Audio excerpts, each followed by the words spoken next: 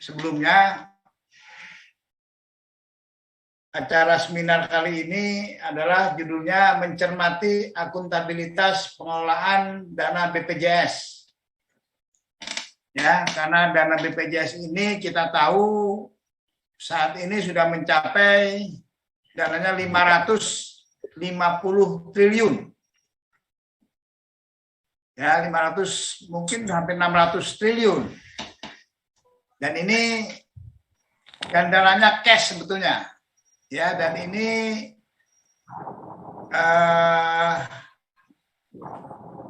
sangat menarik untuk bagi para apa namanya, yang berapa Pak Januar sudah juga join, Pak Angga Wira juga sudah masuk. Jadi ini dana besar tersebut bisa saja oleh penguasa, oleh pemerintah, apa namanya, diinvestkan kemana atau dipakai dulu, dipinjam dulu, kira-kira begitu. Nah, itu ya. Kemudian juga dalam investasinya, bagaimana BPJS menginvestasikan ya dana tersebut. Kemudian juga ya kalau manfaat nanti aja ya. Yang penting ini pengelolaan dananya dulu. Ya, kita tahu peraturannya adalah 50% dana itu di deposito, 30% diputar ya, tapi aman ya, itu hanya karena di obligasi negara, sun dan lain-lain, tapi semuanya masih negara. Yang 20% baru ada high risk ya, itu misalnya di reksadana atau diinvestasikan lah oleh manajer investasi. Itu yang kita tahu ya. Nah, ada gonjang-ganjing bahwa investasi yang dilakukan oleh BPJS saat ini jeblok ya, yang 20% itu. Dan juga dana tersebut seperti apa, apakah cash-nya masih ada atau seperti apa. Nah, mari kita menyimak dari paparan para pakar ya. Pertama mungkin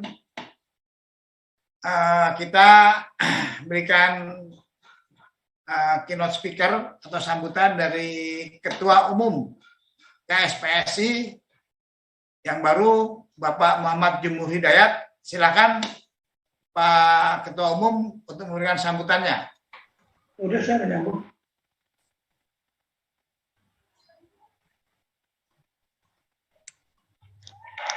Mute-nya dibuka. Mute-nya dibuka, Pak Ketum. Belum dengar. Kedengeran kah? Siap. Ya, Assalamualaikum warahmatullahi wabarakatuh. Waalaikumsalam warahmatullahi wabarakatuh. Waalaikumsalam. Terima kasih Pak Sekjen dan teman-teman semua. Saya tuh hanya ingin mengkonfirmasi sebetulnya ada apa sebetulnya dengan BPJS tenaga kerja ini, karena begini, itu JHT itu buat saya yang menjadi 56 tahun itu menjadi sangat penting untuk kita cermati banget ya, karena Menteri janji akan segera dicabut peraturan yang menjadi 56 tahun itu baru bisa diambil.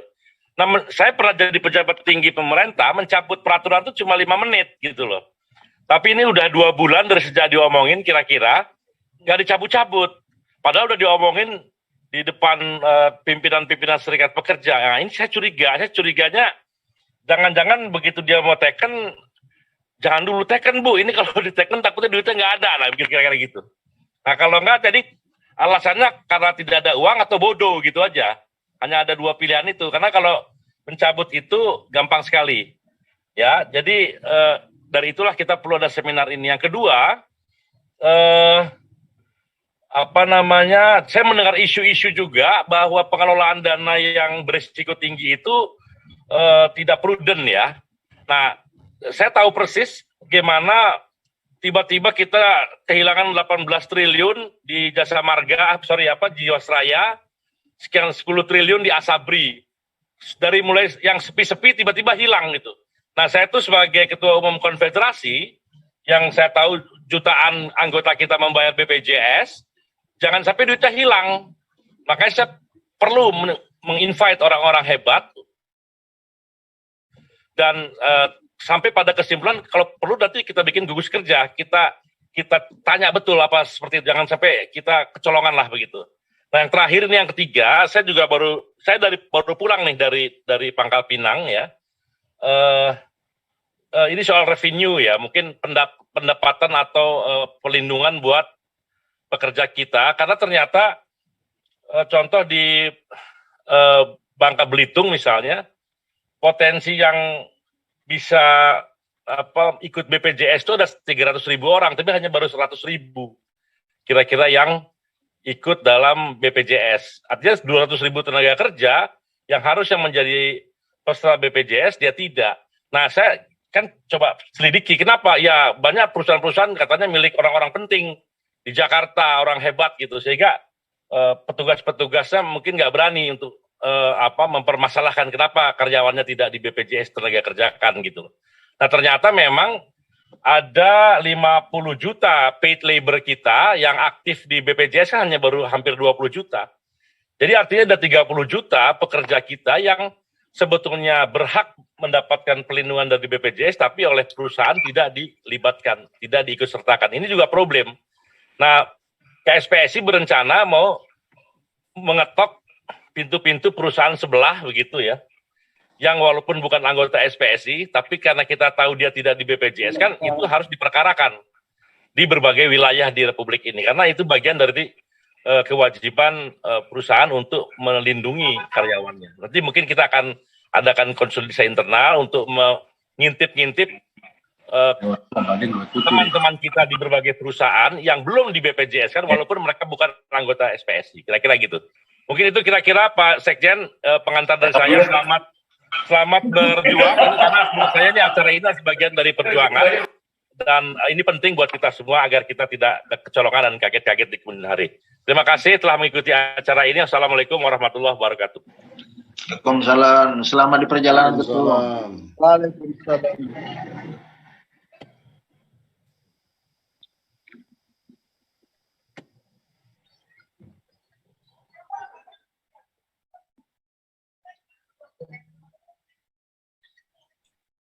Jangan lupa juga buka itu. Terima kasih Pak Ketum atas sambutannya. Ada beberapa hal yang disampaikan.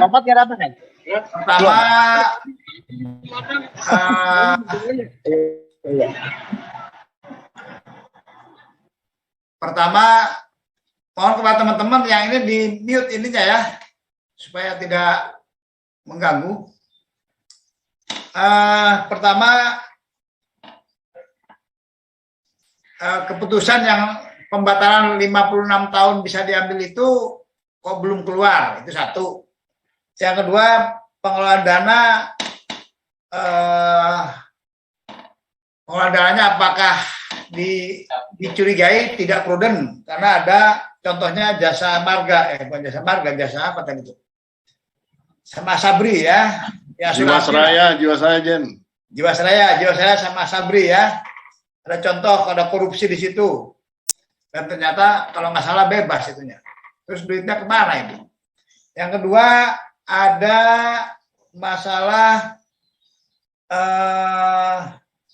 kepesertaan. Ya, dari 50 juta tenaga kerja di Indonesia baru yang ikut BPJS baru 20 juta. Ya, kemudian ya oke lah, yang lain ada rencana dari SPSI ya, itu kurang lebih SPSI mau bikin gugus tugas. Syarat ini kerjanya Pak Pumbida. Nah sekarang untuk pembicara berikutnya silakan Pak Pumbida untuk memberikan. Pak Pumbida ini sebelumnya pernah menjadi pengawas di BPJS, sehingga beliau mungkin tahu seluk-beluk BPJS sampai detail. Nah silakan di-sharing pada kita semua, agar kita bisa memberikan mengkritisi kebijakan BPJS. Silakan Pak Pumbida. Terima kasih. Bismillahirrahmanirrahim. Assalamualaikum warahmatullahi wabarakatuh. Pak Moderator, Pak Sekjen yang saya hormati, sahabat saya nih Pak Arif Minardi dan seluruhnya, Pak Ketum juga, para pembicara yang lain tentunya. Perkenankan di dalam siang sampai sore hari ini kita akan diskusi.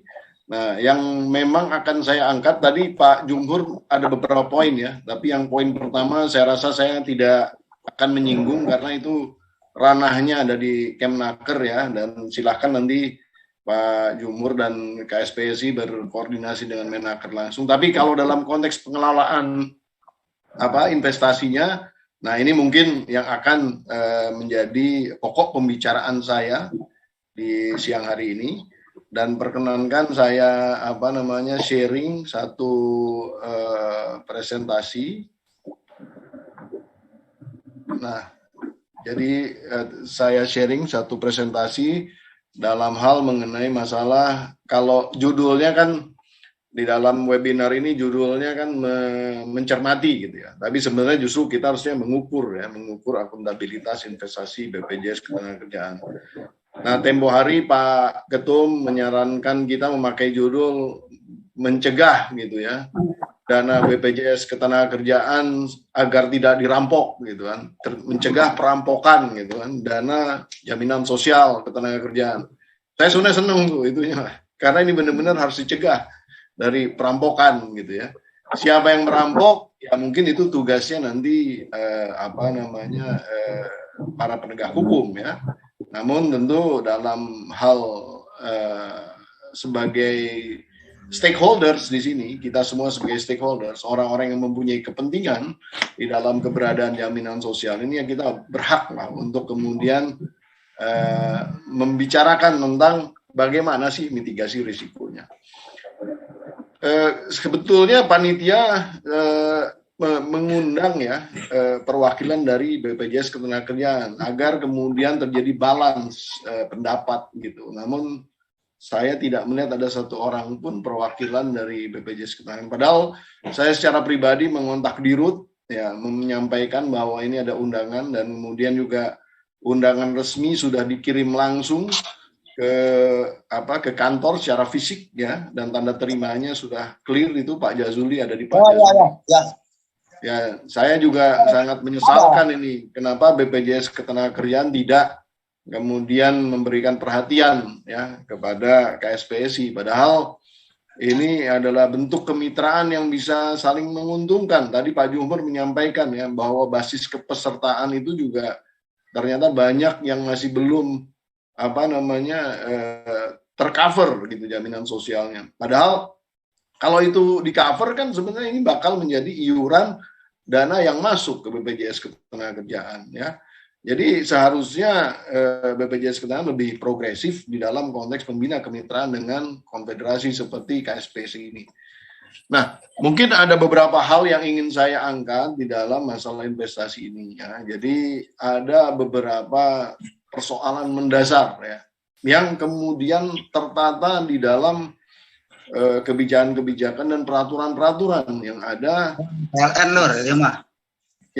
di dalam konteks mengatur yang namanya basis investasi, perilaku investasi. Nah, inilah yang sebetulnya kesalahan-kesalahan yang harusnya persepsinya tidak terjadi seperti ini. Bahkan berdasarkan analisa dan assessment saya, itu sebenarnya persoalan-persoalan ini itu hanya terjadi ataupun hanya dikembangkan gitu, persepsinya itu hanya dikembangkan. Misalnya seperti ini. Ini di tampilan presentasi saya ini nomor 1 adalah bicara tentang kerugian investasi dianggap menjadi kerugian negara ya. Nah, ini referensinya adalah Undang-Undang Keuangan Negara. Ya. Jadi itu hanya ngambil satu pasal tentang bahwa kalau terjadi kerugian akan menjadi kerugian negara. Padahal pasal sebelumnya itu mengatakan bahwa basis kerugian negara itu harus berlandaskan satu perbuatan melawan hukum, gitu loh. Nah, ini yang harusnya dipahami terlebih dahulu. Gitu. Nah, kalau kemudian langsung kerugian hasil dari bisnis atau dari perdagangan atau dari investasi dianggap sebagai Pak Pupida, ya, interupsi bentar. Ya. Waktunya 10 menit ya. Iya, ini cuma ada 3 slide, Pak Sekjen, tenang aja. Oke, sip. Ya, tenang aja, ini slide-nya nggak banyak. Saya juga. Saya pikir tadi ada 100 halaman. Oke. Enggak lah, tenang aja. Nah, jadi inilah yang kemudian membelenggu kita semua. Sehingga ketika terjadi yang namanya kerugian, nomor 2 itu tidak akan bisa dilaksanakan, yang namanya cut loss. Artinya apa? Artinya kan kalau dalam perdagangan saham terutama, kan kita harus ngambil posisi ya. Jadi kalau kemudian ada satu tren yang turun, kita harus lepas saham itu walaupun agak rugi dikit. Tapi kita harus ngambil opportunity ataupun kesempatan di tempat lain yang agak naik, kan gitu. Sehingga agregasinya tidak rugi sebenarnya. Nah, cut loss ini seolah-olah jadi barang haram gitu. Karena yang tadi persepsi bahwa ya kerugian itu adalah kerugian negara. Jadi bakal masuk potensi jadi korupsi gitu.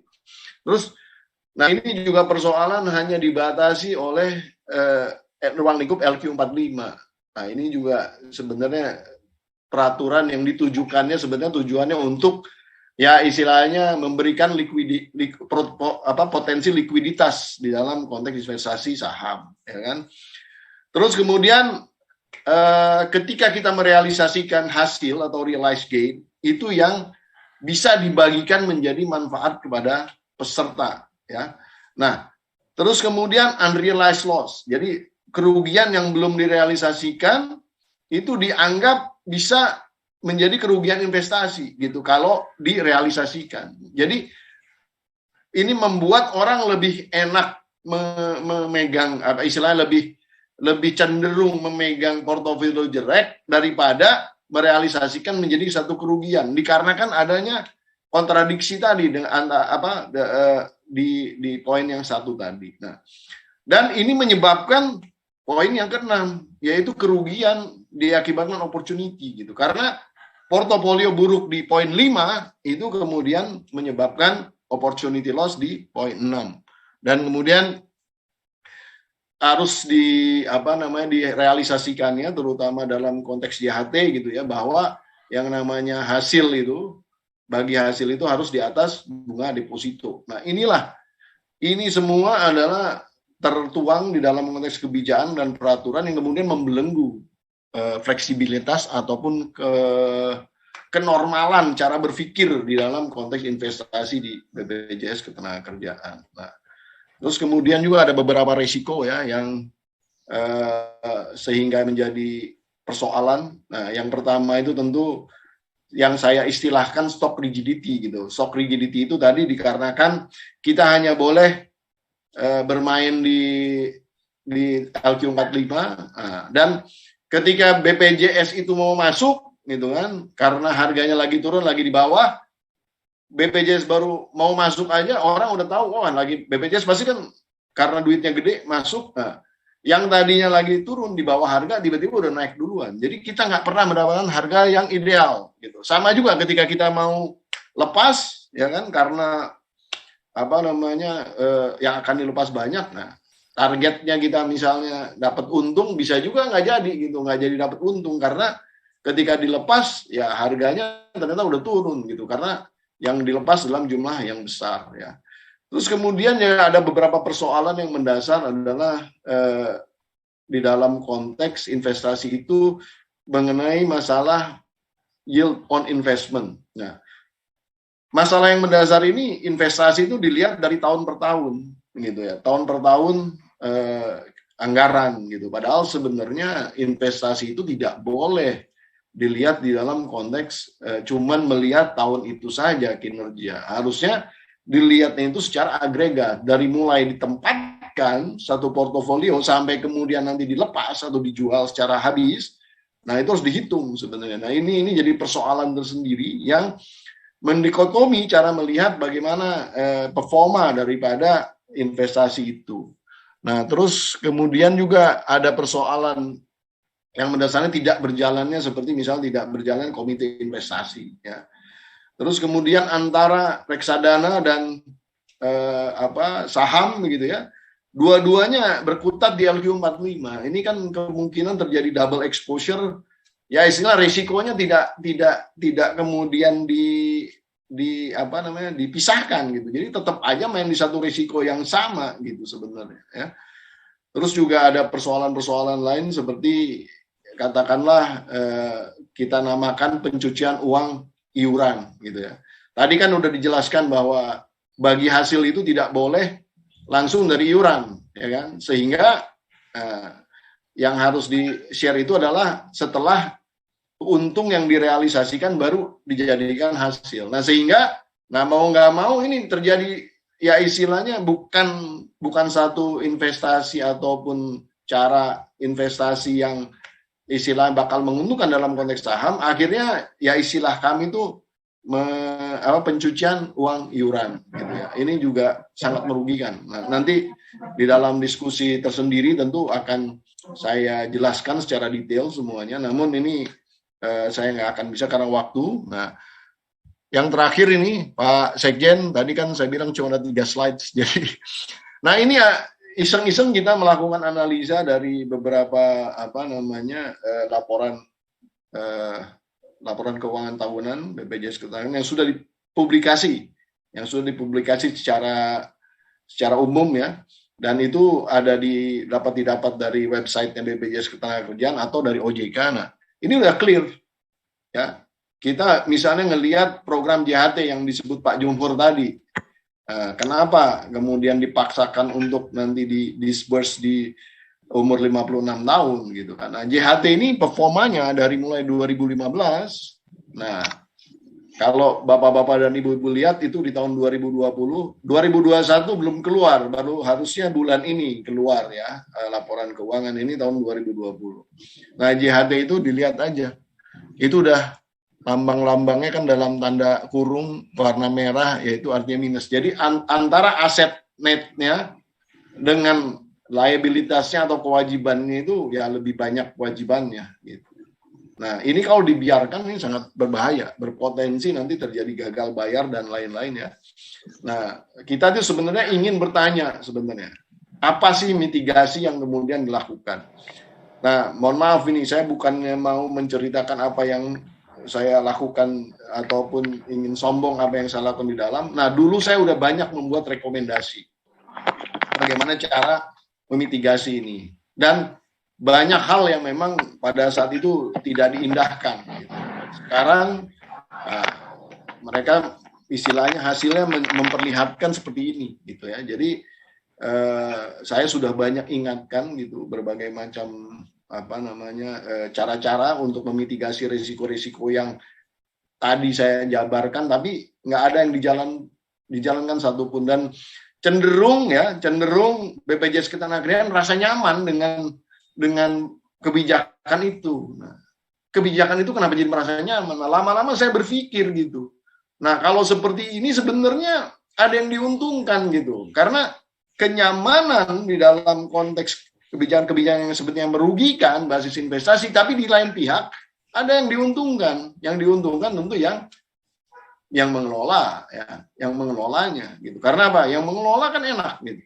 Kalau terjadi yang namanya unrealized loss ya dia nggak bisa langsung dicairin. Paling nggak dia memegang dana itu akan lebih lama dan lain-lain. Nah, pokoknya intinya banyak hal yang sangat mencurigakan di sini sehingga judul yang diangkat oleh KSPSI di dalam konteks akuntabilitas ini sangat relevan dan tidak hanya akuntabilitas tapi juga di dalam konteks transparansi kepada publiknya, pertanggungjawabannya dan lain-lain mungkin harus digali lebih dalam lagi.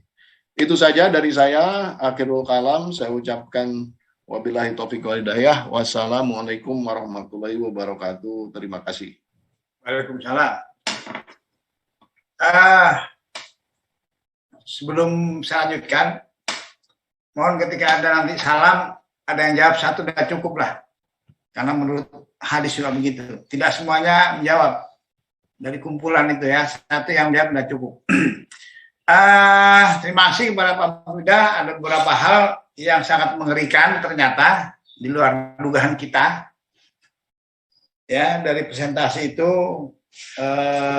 wah ini pembenahannya harus komprehensif ya. Ya mudah-mudahan nanti SPSI bisa mengarah ke sana. Ya, nanti Pak Bunda sebagai ketua bidang bisa yang tadi rekomendasi berkaitan dengan mitigasi.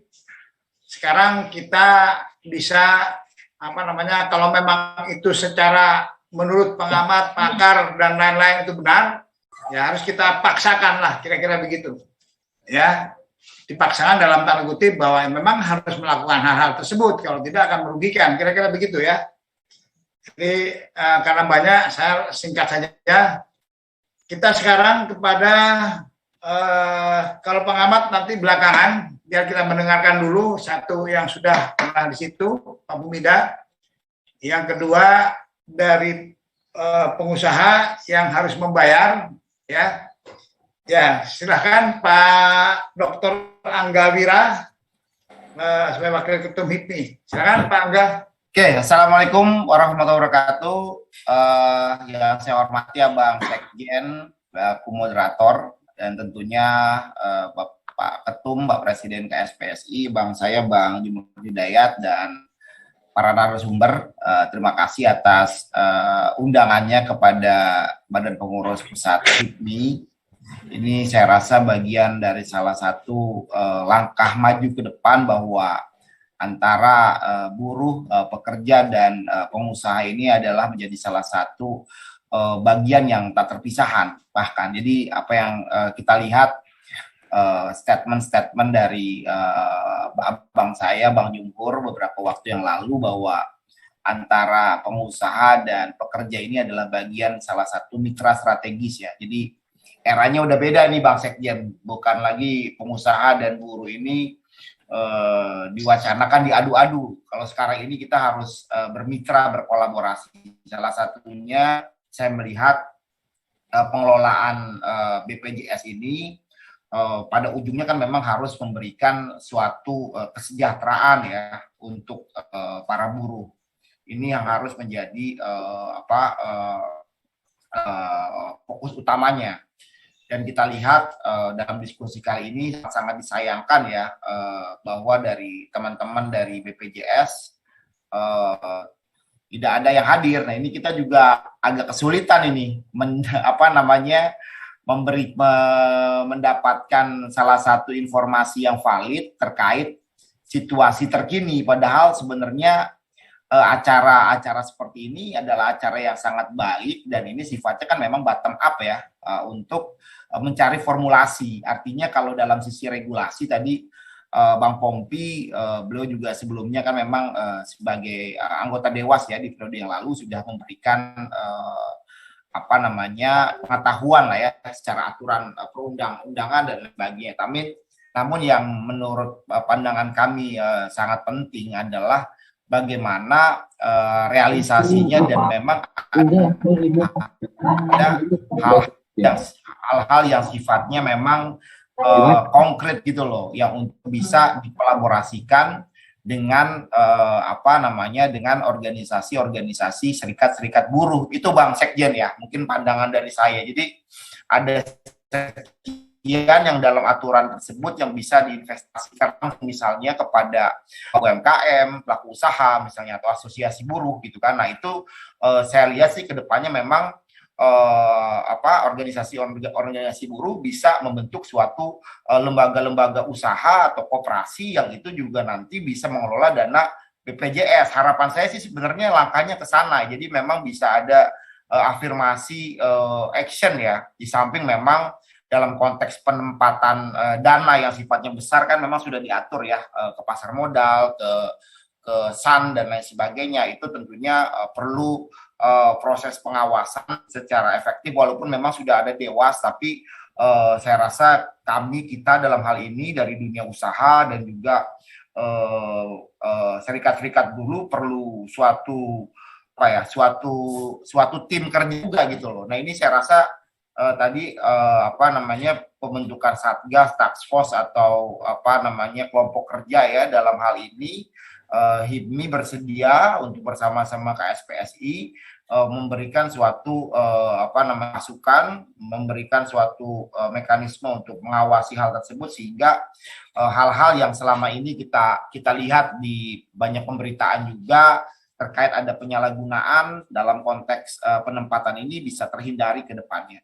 Saya rasa poin dari saya begitu, Bang Sekjen, intinya kami dari HIPMI siap berkolaborasi bersama-sama KSPSI untuk melakukan pengawasan dalam hal ini dan juga memberikan masukan sehingga dana-dana yang cukup besar dikelola oleh BPJS ini bisa efektif dan paling tidak punya impact yang baik ke depannya. Dan tentunya tadi yang disampaikan juga oleh Pak Ketum terkait memang adanya perusahaan yang belum menyetorkan kewajiban untuk BPJS tersebut, dan mungkin ini perlu kita lakukan istilahnya teguran atau apa gitu sehingga aturan main ini bisa ditegakkan. Terima kasih, saya kembalikan ke Bang Sekjen. Salam. Terima kasih Pak Angga Wira. Ada beberapa hal ya kita nanti kerjasama ya, karena ini milik bersama-sama, jangan mau diadu-adu. Kayaknya kita yang adu itu pemerintah yang adu kita itu. Ya kan dia rulernya, kan pengaturnya. Ya, kira-kira. Oke, kita lanjutkan kepada pengamat ekonomi sekarang, mungkin Pak Dr. Januariski. Silakan Pak Januariski. Oke, baik. Assalamualaikum warahmatullahi wabarakatuh. Terima kasih atas undangannya di KSPSI buat Bang Jumhur, Pompi, dan mungkin kita langsung aja karena waktunya singkat. Saya mungkin dari yang dikatakan oleh Pompida tadi ya, itu soal kerugian negara perbuatan melawan hukum. Gini, konteksnya soal cut loss gitu ya. Ini juga kalau saya nggak salah sebelum puasa juga ada panja komisi 9 juga ngundang saya. Di situ juga ada BPJS tenaga kerjanya, tapi datang kalau di situ direktur investasinya. Persoalan cut loss ini begini kalau dari kacamata saya. Kan sebetulnya orang di BPJS Ketenagakerjaan ketika dia mengalokasikan investasi, dia adalah pemain utamanya. Dia melakukan perbuatan melawan hukum nggak? Nah, perbuatan melawan hukum itu kalau dalam konteks investasi diaturnya di Undang-Undang Nomor 8 Tahun 95 tentang pasar modal. Jadi artinya apa? Kalau dia masuknya mekanisme pasar, tidak melakukan pengaturan harga, maksudnya pengaturan harga itu gini, saya janjian sama broker A dengan broker B. Saya spesialis ngambil rugi agar harganya turun. Itu menurut saya perbuatan melawan hukum. Kalau kemudian hari itu harganya jadi turun, itu kerugian negara. Mau jangankan cut loss, untung pun itu udah mengakibatkan sebuah tindakan pidana. Jadi menurut saya sangat clear persoalan di situ ya. Jadi masalahnya gini, masalahnya BPJS Ketenagakerjaan dari mulai zaman jam sostek dan sebagainya ini lebih menjalankan mediocre. Dalam artian apa? Dia ini jadi kayak sinterklas gitu. Gua bagi-bagi order deh ke broker di pasar modal, bagi-bagi order deh ke reksadana. Dia tidak pernah membangun institusi. Jadi institutional building-nya itu nggak dibangun. Jadi bagaimana harusnya orang-orang yang bisa menjalankan investasi dengan baik ada di tempat lembaga itu, dia yang menjalankan investasi dan sebagainya. Nah, saya mungkin langsung kita lihat ke angka ini. Saya coba slide sedikit, slide share. Gimana ya slide share? Oke, karena saya bingung juga nih gimana slide saya langsung ngomong aja. Jadi kalau kita lihat yang harus kita lihat dari jam sostek ini atau dari BPJS Ketenagakerjaan ini adalah soal solvabilitas, bukan likuiditas. Berkali-kali Direktur Utama BPJS Ketenagakerjaan, Anggoro, dan juga Direktur Investasinya juga ngomong, kita nggak punya masalah likuiditas. Itu mah bener gitu, duitnya ada. Dalam artian bahwa kalau misalnya sekarang terjadi klaim, cairin deposito yang sekitar 20%-an juga jalan. Eksekusi saham dijual, di cut loss kek, apakah jual kek, jalan. Mau eksekusi surat utang negara, jalan. Isu seperti itu bukan isu yang namanya public governance di lembaga dana jaminan sosial. Apa public governance? Public governance itu adalah dia punya kewajiban kepada seluruh stakeholders. Jadi kalau di perusahaan, dia hanya ngurusin corporate governance atau tata kelola perusahaannya. Tapi lembaga kayak BPJS ini, sama juga kayak Bank Indonesia, dia punya yang namanya public governance. Jadi artinya apa? Dia punya kebijakan-kebijakan dasar yang diambil berpengaruh terhadap publik. Nah, lembaga public governance seperti BPJS Ketenagakerjaan yang amanat undang-undang yang mengelola dana jaminan sosial atau National Trust Fund diukurnya bukan dari likuiditas tapi dari solvabilitas. Jadi tadi Pompida udah kasih lihat untuk JHT merah dan sebagainya. Kalau kita lihat ya rasio solvabilitas dari dana JHT pakai laporan keuangan yang ada di websitenya BPJS Ketenagakerjaan di tahun 2019 itu 96,86%. Artinya apa? Kalau semua mencairkan, ada potensi sekitar 4% gagal bayar. Itu pun catatan ketika eksekusi asetnya benar-benar sampai 96%. Ini meeting apa? Nah, di tahun 2020, kemampuan solvabilitas ini menurun. Tadi yang kata Pompida yang merah-merah itu kan itu. Solvabilitas itu menjadi turun 95,42%. Jadi persoalannya yang tadi Pak Ketum katakan, kenapa sih ada revisi disuruh umur 56 tahun dan kenapa belum dicabut sampai sekarang? Tekanan solvabilitas ini adalah nyata. Cuman kita ini nggak tahu pin-pinbo, nggak tahu pura-pura bodoh atau gimana sih, nggak ngerti ya. Jadi artinya bahwa sebetulnya ini kan lebih ada pertimbangan juga tentang stabilitas sistem keuangan. Kenapa saya mengatakan stabilitas sistem keuangan? Ya, BPJS Ketenagakerjaan, mohon maaf Pak Sekjen, tadi dia diatur juga oleh aturan OJK. Jadi bukan 50% harus deposito, justru dana BPJS, dana jaminan sosial diatur dalam sistem keuangan dan undang-undang tentang keuangan negara dan keuangan di pasar keuangan kita. Dana jaminan sosial minimal 50% itu harus ditempatkan di surat utang negara. Jadi artinya apa? Hidupnya BPJS Ketenagakerjaan juga hidupnya surat utang negara. Oke. Sekarang berdasarkan keterangan dari BPJS Ketenagakerjaan 2021 yang belum ada laporan keuangannya, mereka katanya di 2021 menurut Pak Dirutnya saya baca di media sudah sampai 64% di surat utang negara. Nah, sekarang kita coba berandai-andai. Kalau misalnya ya PHK ini nggak bisa kita hentikan, krisis pangan terjadi, krisis energi terjadi, PHK terjadi, orang ngambil JHT, kan harus eksekusi. Pertama yang dieksekusi apa? Ya deposito.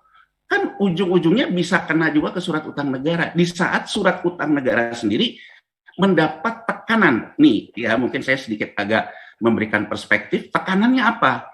Karena kalau sekarang kita ngomong, kenapa sih inflasi tinggi? Kenapa sih harga komoditas tinggi? Kenapa harga pangan tinggi? Karena negara maju memang pengen inflasi tinggi. Kenapa negara maju pengen inflasi tinggi? Karena dengan inflasi naik, mereka bisa menyerap tenaga kerja dan mengurangi beban solvabilitas lembaga dana jaminan sosial di negaranya. Jadi di Amerika Serikat, sosial dan pengangguran itu sudah dalam zona merah. Rata-rata tuh sudah di 50 sampai 60% solvabilitasnya di hampir setiap negara bagian. Di Amerika Serikat model trust fund-nya per negara bagian, bukan nasional seperti kita. Nah, untuk mengurangi tekanan seperti itu, orang harus kerja. Nah, ini prinsip-prinsip dasar kita mengelola dana jaminan sosial biar orang itu tidak ngambil tuh gimana? Ya orangnya mesti kerja. Artinya apa? Mesti sinkron antara kebijakan fiskal, kebijakan moneter, pengelolaan dana jaminan sosial itu harus sinkron. Bukan dengan kemudian simsalabim, sulap bin sulap gitu, orang yang di PHK nggak boleh ngambil JHT. Itu mah kebijakan, menurut saya kebijakan apaan kayak begituan gitu. Jadi artinya harusnya, ini yang saya katakan, bahwa harusnya tuh orang di lembaga kayak BPJS Ketenagakerjaan, orang kayak Pompida dulu waktu dia masih BPJS Ketenagakerjaan, seharusnya tuh dia berada dalam playing field yang sama dengan Dewan Gubernur Bank Indonesia, dengan Menteri Keuangan. Jadi kita ini membicarakan KKSK ngebicarain apa sih? Omong kosong gitu. Kalau di luar negeri yang dibicarakan itu bagaimana mengatasi tekanan dana pengangguran, gimana kebijakan fiskalnya, gimana kebijakan moneternya. Itu ya. Nah, sekarang kita lihat, kalau kita lihat detailin, dari mana sih penyebab solvabilitas ini meningkat di BPJS Ketenagakerjaan? Nggak bisa dipungkiri kalau berdasarkan dalam laporan keuangan 2019-2020, Iuran tuh naik 4,07%. Meskipun kata Pak Ketum tadi masih banyak orang belum masuk ke BPJS Ketenagakerjaan. Jadi kalau sekarang cuman kita mau ngomong pencitraan, ya BPJS bisa ngomong, oh di zaman saya naik kok iuran. Betul, 4,07%. Jadi ada peningkatan kepesertaan sekitar 4%.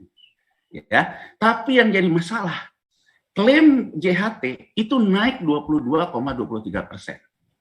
Artinya apa? Ada orang yang tidak dalam maturity, dalam hitungan harusnya tidak ngambil. Artinya apa? Kalau kita asumsikan bahwa semua yang 22,23% ini karena PHK semua kan nggak fair, kan pasti ada yang 56 tahun juga yang saatnya ngambil. Estimasi saya sekitar 15%-an itu karena terjadinya PHK. Ini yang mencoba dicegah dengan orang kalau belum 56 nggak ngambil untuk mencegah solvabilitas tadi. Oke ya, itu dari sisi itu. Jadi artinya apa? Kita nggak usah pakai pinbo, pinter-pinter bodoh itu pura-pura nggak tahu. Kita ngomong angka aja. Bahwa tekanan solvabilitas nyata adanya di BPJS Ketenagakerjaan, nyata adanya PHK, nyata adanya peningkatan klaim JHT, tapi masa solusinya orang udah di PHK kita bisa cara kalau dibilang loh kan pengangguran yang JKP. Ini kan kita harus lihat, JKP tidak akan punya kuat dana jaminan sosialnya. Dana jaminan sosial yang terbesar ada di JHT. Tapi panjang kita bahas ke sana. Nah, kita lihat sekarang akuntabilitas ya. Performa investasi dana jaminan sosial terkait dengan JHT. Ya. Return yang diberikan dari pendapatan investasi yang dikatakan oleh Pompida tadi. Di 2019 itu 6,79%. Itu return hasil mereka melakukan investasi. Nanti diatribusi ke peserta dan sebagainya, dikurangin segala macam, peserta dapatnya sekitar 5% sekian. Yang penting di atas deposito, kan begitu. Di 2020 turun performanya 6,74%. Oke. Nah, sekarang kalau kita lihat ya, yang tadi juga dikatakan oleh Pompida, aset netonya itu turun 23%. Ya. Nah, sekarang kita lihat. Kita menganggap apa sih yang mau kita reform, apa yang perlu dicermati oleh KSPSI, oleh HIPMI, oleh segala macam yang bayar iuran ini. Di BPJS Ketenagakerjaan ini ada dua. Ada corporate governance tentang kelembagaannya, BPJS Ketenagakerjaan sebagai selayaknya perusahaan. Ada public governance, dia sebagai pengelola dana jaminan sosial. Biaya investasi, pendapatan investasi, kurangi biaya investasi, itulah penerimaan investasi. Saya selalu mengatakan biaya investasi harus diturunkan. Kalau kita ngomong meningkatkan pendapatan investasi, ada persoalan kondisi pasar, kondisi market, kondisi segala macam. Tapi kalau biaya investasi, itulah substansi reformasi struktural lembaga seperti BPJS ini. Artinya apa? Kurangin dong kebanyakan bagi-bagi order ke broker. Nanti pada main fee lagi di broker. Ya kan, cemen banget deh kayak gitu. Kurangin juga dong yang namanya, karena sebagian besar dananya masuk ke surat utang negara. Masa sih surat utang negaranya nggak disekolahin? Saya nggak percaya. Misalnya surat utang negara itu kan bisa diperdagangkan. Jangan-jangan nanti terjadi juga praktek pinjam-meminjam surat utang negara, yang penting sore balik lagi gitu. Yang dapat return kan bukan BPJS gitu.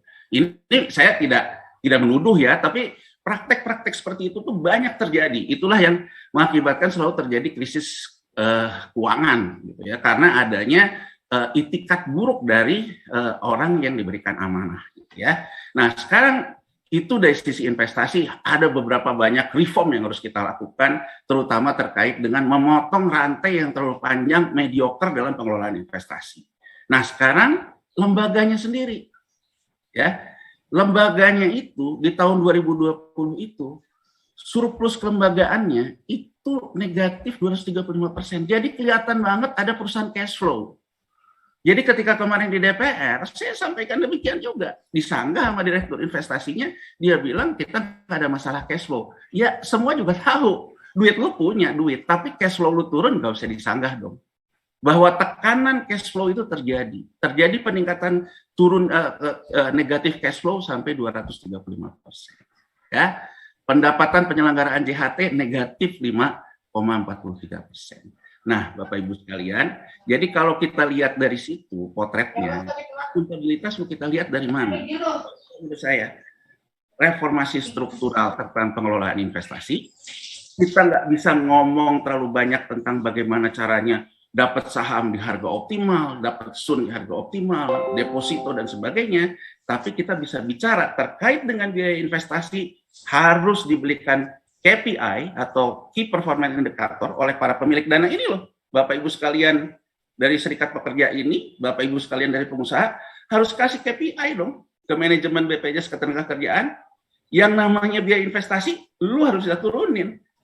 Nah, kita ini terjebak juga di omong-omong kosong terus di warung kopi. Jadi selalu ngomongnya itu, oh di sahamnya mainnya saham gorengan, oh mainnya saham LQ45. Nanti direksi jam sosteknya bilang, oh iya kan IHSG-nya turun, wajar deh kalau kita turun. Kita terjebak dalam sebuah perdebatan yang gak ada ujungnya. Tapi harusnya kita fokus. Kalau biaya investasi itu dalam kuasa Anda. Tapi kalau yang namanya pendapatan pasar, memang bukan di kuasa Anda. Tapi biaya investasi di kekuasaan Anda. Itu dari sudut pandang reformasi terkait dengan struktur biaya investasi. Reformasi terkait dengan pendapatan investasi, ini juga harus dilakukan. Saya ikutan juga kemarin kan, tapi nggak dipilih sama DPR gitu ya untuk ini. Jadi sekarang kan harusnya ini dibahas 3 pilar. Harusnya sekarang Dewas BPJS Ketenagakerjaan dan direksinya itu punya kepercayaan diri yang berlebih. Saya takutnya juga punten gitu ya, merungkut kali kalau itu Menteri Keuangan juga gitu. Kepenemu Gubernur BI juga mungkin tidak punya keberanian. Harusnya kan sekarang dengan posisi kayak gini ngomong dong. Kita BPJS Ketenagakerjaan pegang surat utang negara 64%. Kita punya tekanan klaim JHT. Ini gimana dong? Harusnya jangan bank aja dong yang boleh operasi moneter pakai surat utang negara ke Bank Indonesia. BPJS Ketenagakerjaan boleh dong. Tujuannya apa? Tujuannya pencegahan pengangguran. Inilah cilakanya kita. Karena konstitusi kita ini banci. Kalau di negara lain yang namanya dana pengangguran itu menjadi beban fiskal. Di kita kan enggak. Sehingga surat utang negara kita belanjanya nggak karu-karuan juga nggak jelas. Kalau ini kita bicara yang lebih besar dan harusnya kalau kelompok buruh ingin menjadi kelompok gerakan perubahan, ini saatnya. Karena dunia masuk lagi ke dalam yang namanya siklus krisis yang menyebabkan ledakan pengangguran dikarenakan pandemi COVID. Sebelum Perang Dunia Kedua juga terjadi ledakan pengangguran diakibatkan pandemi flu Spanyol. Jadi kalau kita lihat tokoh-tokoh ekonomi yang muncul di tahun-tahun itu adalah tokoh-tokoh labor ekonomi. Orang-orang yang membangun dana pengangguran dalam konstitusi. Nah, jadi daripada ngomongin 3 periode, nggak jelas kita ini. Harusnya kan kelompok buruh ini kan punya juga daya tekan, mereform agar yang namanya dana pengangguran itu adalah pilar negara. Artinya apa? Harus diatasi oleh 3 pilar. BI, Menteri Keuangan, BPJS. Sehingga harusnya apa? Putar dong. Itu ya untuk penciptaan lapangan kerja. Kedua, tentang kelembagaan yang saya bilang tadi. Ini lumayan besar biayanya. Ya, biaya kelembagaan itu tinggi banget. Ini kan harus juga diminta ke manajemen. Biaya kelembagaan ini harus turun. Nah, jadi Bapak Ibu sekalian, mungkin itu saya karena waktu yang terbatas, tapi idenya dari saya adalah saya memperdalam aja apa yang dikatakan oleh Pompida tadi.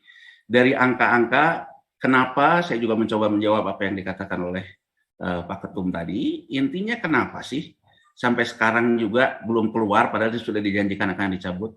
Menurut saya terjadi ketakutan yang luar biasa dari pemerintahan ini terhadap bulan Mei. Kenapa?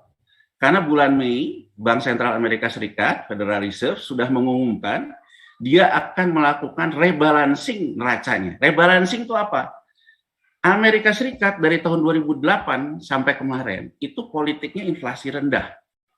Untuk menciptakan lapangan pekerjaan, dana pengangguran, pemerintahnya dibiarin nerbitin surat utang. Yang beli bank sentralnya, masuk ke neraca bank sentralnya. Ini yang orang bilang cetak uang. Ya. Nah, ini yang sekarang sebetulnya sedang terjadi pertarungan yang diserang oleh Cina, didukung oleh Rusia, walaupun dalam perangnya yang konkret Rusia. Mereka menuntut bahwa sebetulnya US dollar sudah tidak bisa menjadi ruling currency karena neraca bank sentralnya, cadangan devisanya sudah tidak proporsional dalam cadangan emasnya karena kebanyakan surat utang. Nah, cara Bank Sentral Amerika Serikat bersilat dari sini, dia akan lepasin surat utangnya ke pasar. Artinya apa? Surat utang negara Amerika Serikat akan turun harganya. Yield-nya akan naik. Oke?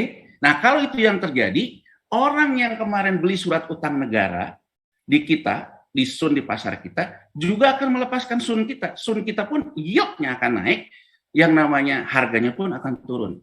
Ini yang ditakutkan Bapak Ibu sekalian, stabilitas sistem keuangan kita. Kenapa? Kalau harga surat utang negara kita jatuh, kar perbankan kita akan jatuh. Karena perbankan kita juga sebagian besar dananya nyangkut di Sun. BPJS juga akan turun juga nilainya, nilai aset netonya, karena harga pasarnya jatuh. Jadi menurut saya, ini ada ketidakterbukaan sih. Dan mungkin menganggap ya ini kan duit buruh lah, buruh mah ibaratnya ngomongnya kan yang penting begini gitu ya. Jadi menurut saya mungkin KSPSI harus mendorong adanya chief ekonomis lah. Mungkin Pompida nih kan ada di Serikat Buruh gitu. Jadi cobalah kita gerakannya itu benar-benar gerakan ke epicentrum, ke jantung persoalannya. Harus ada gerakan-gerakan buruh yang berani mendebat persoalan-persoalan serius terkait dengan struktural ekonomi kita. Kalau tanpa itu kita hanya debat-debat nggak karu-karuan, ujung-ujungnya ya nanti soal JHT-nya dicabut, tapi nggak menyelesaikan masalah. Mungkin itu aja dari saya, kurang lebihnya saya mohon maaf dan terima kasih dan ya wassalamualaikum warahmatullahi wabarakatuh. Ya, terima kasih Bung Januar. Wah, dari dulu paten analisa dari Bung Januar ini. Saya termasuk pengagum Anda. Jadi kita ini serius sekarang ke SPSI ya. Kalau perlu Bung Januar akan kita jadikan tenaga ahli atau ketua tim untuk mendobrak BPJS. Ya, kita tuh bukan masalah berani tidak berani karena ilmunya kurang. Ya, maka sekarang harus menggunakan ilmu. Kalau serikat pekerja kan kekuatannya di massa. Ya, makanya harus ilmunya ditambahin lah. Mungkin Bung Januar nanti untuk ada gerakan ke epicentrum. Mungkin begitu tagline berikutnya. Dewan Pakar. Ya, makanya ya. Untuk pembicara berikutnya Pak Anton Budiawan, silakan Pak Anton.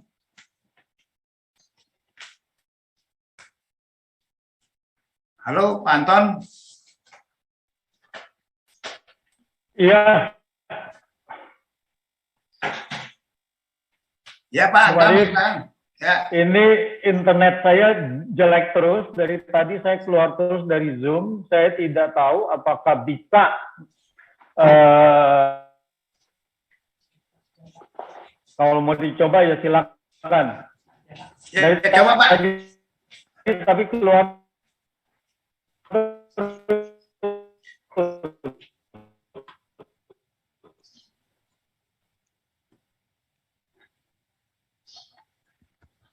Ya,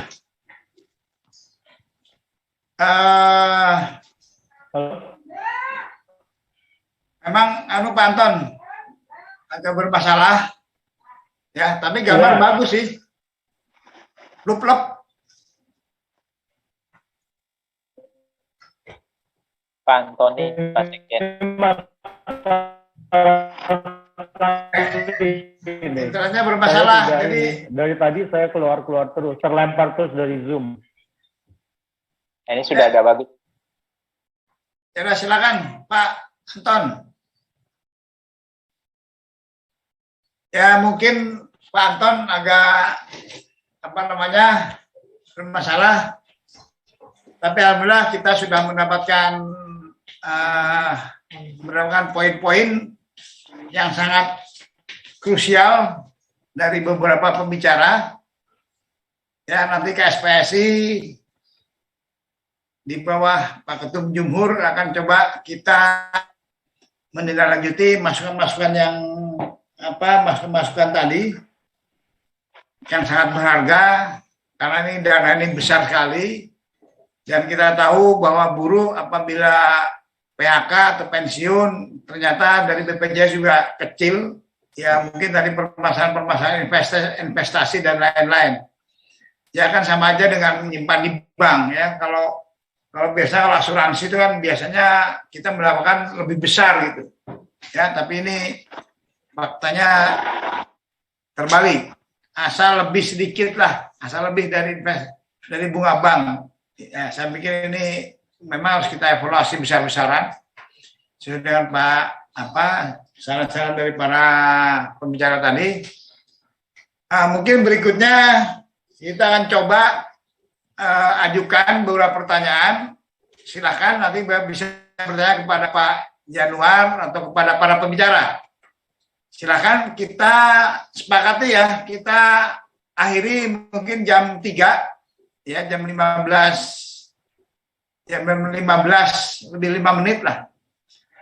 Oke, yang pembicara mohon pembicara agak ringkas langsung pada tujuan. Silakan mau bertanya kepada siapa? Silakan bagi yang mau bertanya.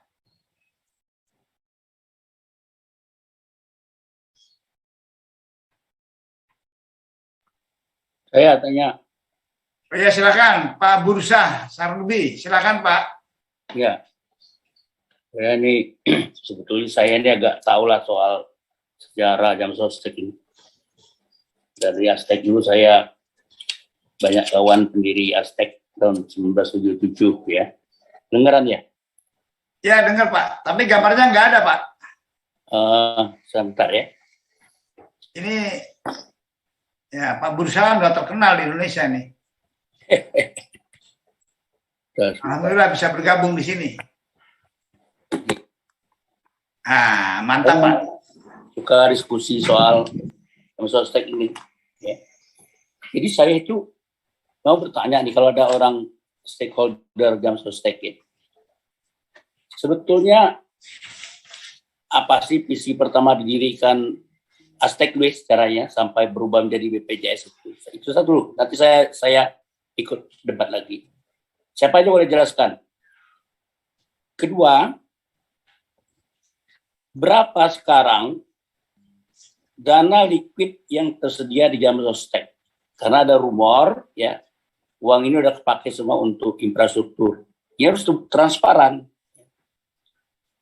Apalagi penggunaan dalam portofolio investasi banyak rugi besar katanya. Pertama di permainan saham dan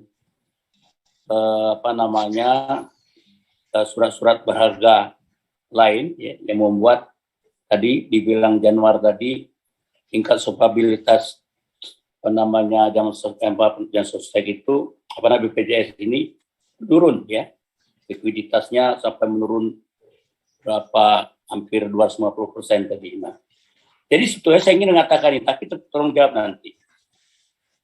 Bangsa ini memang sudah aneh.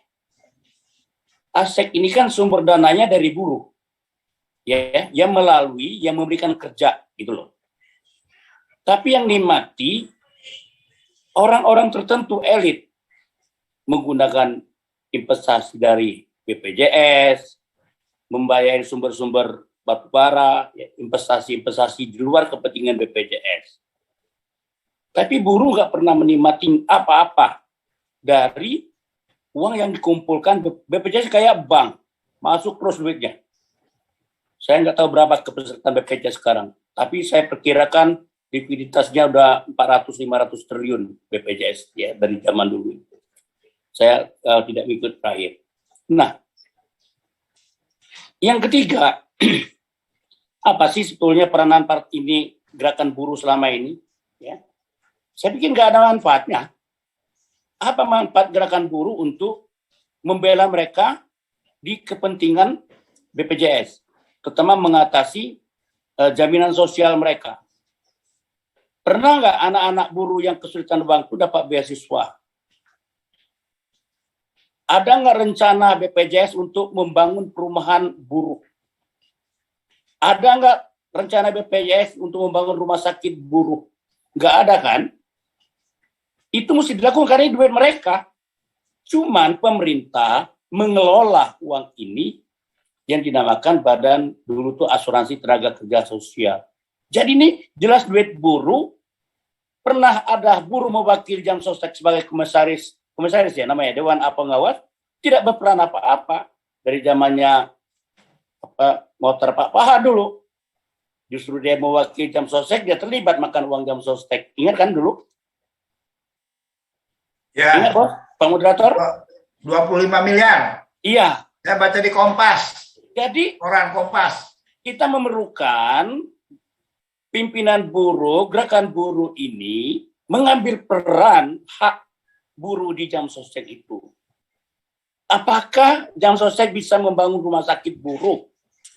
Rumah buruh, rumah susun yang bisa dibayar, bukan rumah sederhana, rumah layak pakai. Ya, minimal ukuran 40 meter lah persegi untuk apartemen macam-macam. Kalau 21 itu nggak layak lah. Ya. Padahal uangnya banyak itu. Kemana uangnya sekarang ini? Benar nggak dipakai untuk infrastruktur besar-besaran itu? Harus terbuka. Dan ini moral hazard. Kalau pergantian pemerintahan nanti tahun 2024 terjadi, harus dibongkar. Kemana uang-uang Jam Sostek yang ratusan triliun itu tidak terbuka ini sekarang ini. Nah, pimpinan buruh seperti Jumhor ini membuka ini gitu loh. Kalau tidak berani, ngapain Jumhor jadi ini pimpinan buruh? Ngapain Iqbal jadi pimpinan buruh? Ngapain si Andi jadi pimpinan buruh? Kok pimpinan buruh mainnya di istana? Aneh banget gitu loh. Buruh itu independen gitu, membela kepentingan buruh yang menderita. Bukan ini saya ngobrol terus sama presiden, keluar itu nggak ada apa-apa gitu. Nah ini yang saya menyesali selama ini gerakan buruh itu tidak pernah memikirkan Jam Sostek ini, BPJS tenaga kerja. Jadi uang buruh dititip melalui yang memberi kerja, dibayarkan. Yang ngalirnya ya kayak bank, kayak jalan tol, ngalir uangnya. Nah ini, saya titipkan dengan saudara Jumhur ini, memanfaatkan jabatannya sekarang ini untuk membela buruh. Pertama, memfungsikan uang-uang di BPJS untuk kepentingan jaminan sosial atau kepentingan bisnis buruh. Ya. Dulu saya penasaran waktu saya di Komisi 9, kenapa? Halo? Dengar ya? Halo? Lanjut. Lanjut, Cak. Saya Komisi Dengar, 9 Pak, dengar. Ya. Kenapa kalau kita boleh investasi di saham, kenapa kita nggak investasi real aja? Saya bilang waktu itu, uangnya udah banyak banget. Kita misalnya bikin kelapa sawit. Kenapa kelapa sawit dikuasain oleh sedikit orang aja? Kenapa nggak Jam Sostek bikin kelapa sawit? Uangnya banyak. Kelapa sawit bikin pabrik yang berhubung dengan kesejahteraan buruh misalnya. Bikin bank buruh. Kenapa? Coba. Karena ya kalau itu dia masuk kelapa sawit, dia bisa mengalahkan kelompok-kelompok swasta tuh. Karena duit buruh tuh banyak, duit BPJS banyak banget. Masih kalah duitnya Wilmar itu dengan BPJS. Kalah lagi grup-grup yang maling sekarang yang ngerampok ini mafia minyak itu. Kalah, nggak ada apa-apanya mereka dibanding Jam BPJS duitnya. Tanda tuh sama Mumpida tuh.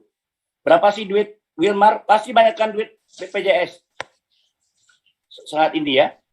Jadi maksud saya, investasikan investasi real, buka kelapa sawit untuk kepentingan buruh. Jangan beli saham joblok dulu itu loh. Sahamnya jeblok dulu. Dan tidak pernah terbuka. Saya kan tahu permainan-permainan. Saya kan 5 tahun di pasar modal dulu. Terima kasih ini ya, ngantar saya. Tolong jelaskan apa tujuan BPJS sebenarnya itu. Makasih Pak Bursa, mantap Pak. Nanti kalau Jumhur jadi presiden kita bongkar habis Pak semua Pak. Nanti usaha-usaha itu kita ambil alih.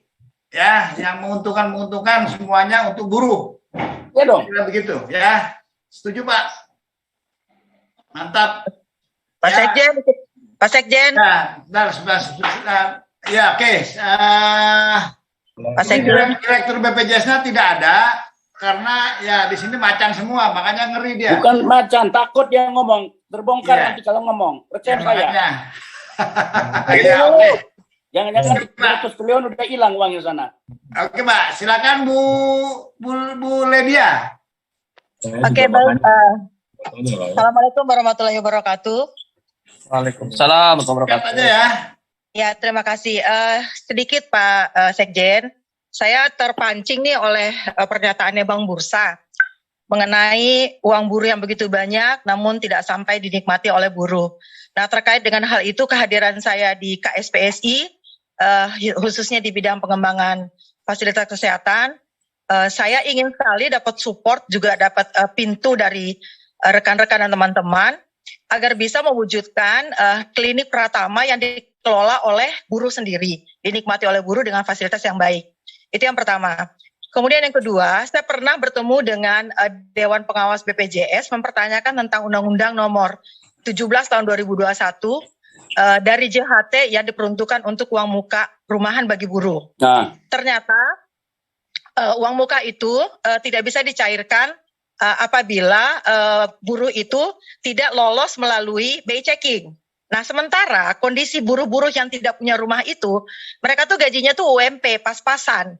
Nah, kalau mereka tuh harus bayar rumah, bayar cicilan motor, pasti mereka nggak lulus BI checking. Lalu saya ngomong dengan BPJS, waktu itu dengan Pak Agung Nugroho dan Pak Edi Subagio di BPJS Ketenagakerjaan.